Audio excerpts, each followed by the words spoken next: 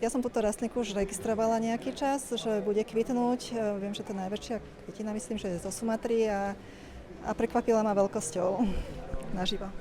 Je tu cítiť aj smrad možno, lebo diváci to nevidia? Nie je to až tak intenzívne cítiť, ale som počula pána Norberta Zlámala, keď hovoril o tom, že ten smrad ide až nad rastlinu a že tu to je také miernejšie.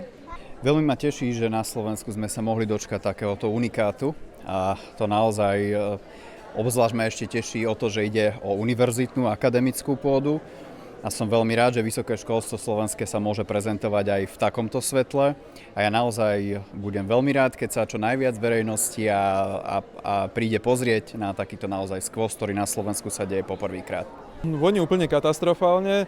Bol som na rebríku pred chvíľou a pripomína mi to nevyčistený pavilón šeliem zoologickej. Význam má taký, že prilákáva opeľovačov, čo sú muchy, ktoré bežne chodia na mŕtvoly a teda vyhľadávajú tento zápach, aby získal sprostredkovateľa toho pelu, tak musí smrdieť. Tie naozajstné kvety sú vo vnútri, v tom túlci, tam sú stovky drobných kvietkov, ktoré vlastne nevidíme. Náš kolega sa tam snažil nahliadnúť, ale ani jemu sa to nepodarilo teda vidieť tie jednotlivé kvietky.